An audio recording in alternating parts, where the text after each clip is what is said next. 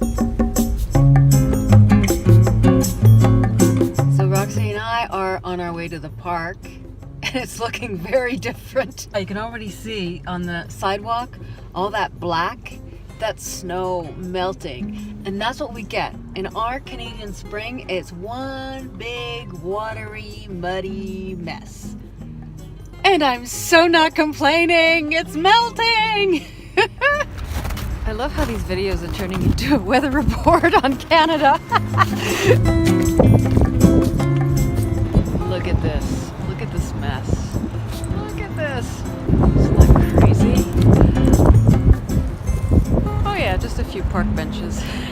I'm just gonna go sit in the park.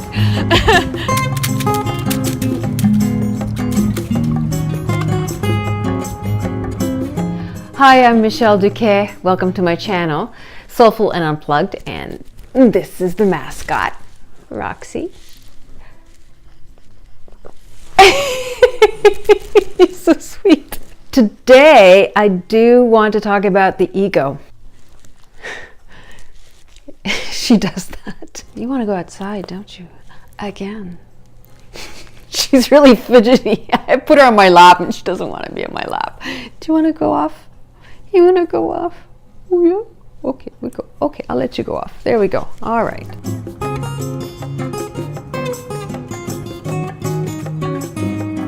As I was mentioning earlier, I wanted to talk about the ego because in my experience with my ego, I found it to be quite the revelation when I found out that, you know, my ego was really willing to come on board with what I was co-creating. I really had to reassure my ego that it would be okay. The ego's purpose is to keep us the same. If the ego thinks we're changing or growing or evolving too much, especially if it's from our own intention, our own co-creative visualization and efforts, the ego will kick in and remind us of our insecurities, remind us of how we don't measure up. For example, many vloggers are incredibly gifted and they have a wonderful gift to share with the world. They are creative, they are authentic, they have a very beautiful message that they want to share with the world. So it's normal to want to have more subscribers, more viewers, more engagement, because that's a good feedback. That's saying, great, I'm doing a good job. They're resonating with what I'm saying. However, the ego looks like this. You only got 2 subscribers today. What a loser. That's how the ego talks. I know, it's terrible, but it'll kick in the comparative thing. Well, so-and-so got more subscribers. All the ego's doing is wanting to survive. And its job is to maintain the sameness. So it will activate very strongly if it feels like its survival is at stake. Because the ego's job is survival. The ego's job is survival of the sameness. So let's say we are doing a lot of work, a lot of effort of visualization, intention, co-creating, and we're really shifting. We're awakening. The ego will find a way to sabotage it all with kind of insidious little messages because it's very uncomfortable with us changing and awakening. It doesn't want to lose its purpose. So what I do with my ego is I thank it for sharing.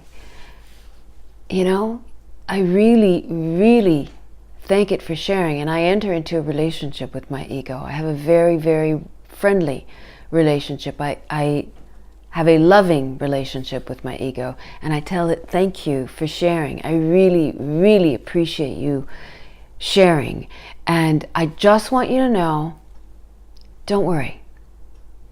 Me and the universe, we've got this. We're co-creating a world that you can't even imagine.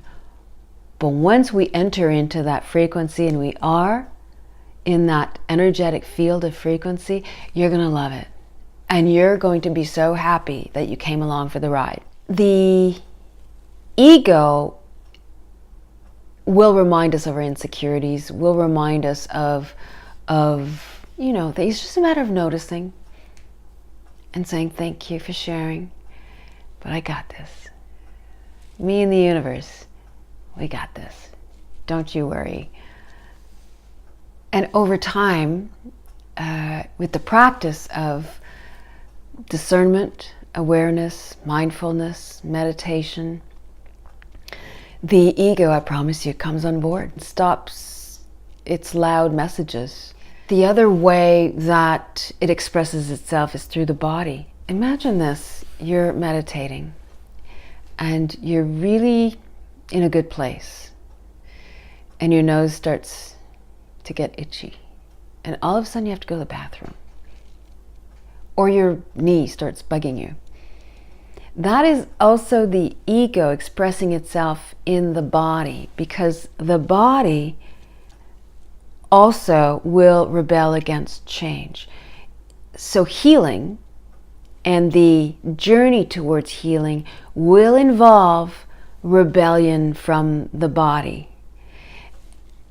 And especially in meditation, that's when it's important to send the message to the body that I will not scratch my nose. I know that the knee is bugging me right now, but I won't let it bug me. And I don't really have to go to the bathroom. This is just the body not wanting change. It's the unknown. What we're asking the body and the ego to do is come along with us on a journey towards the unknown. If we can befriend both the body and the ego in such a way that they understand that the unknown is beautiful, that the unknown can be unimaginably beautiful, they will relax and stop their rebellion. And all will be in harmony with this resonance of what we are trying to create. So I actually like my ego because I like what it communicates to me. It communicates very valid feedback as to what I need to work on. So try it. Try talking with your ego. Try befriending your ego. Try it next time. Next time you catch yourself, being egoic or whatever the word is. Have a conversation with your ego and tell your ego, you know what? Thank you so much for sharing. I really, really appreciate how scary it is for you that I am changing. But me and the universe, we got this. We're co-creating something so beautiful you can't even imagine.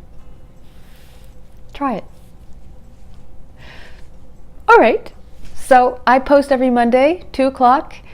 I am unbelievably touched with all of your likes, views, subscribing, and commenting. It's really wonderful, wonderful feedback as I'm trying to reach people with my message to help them in the awakening journey. See you next week.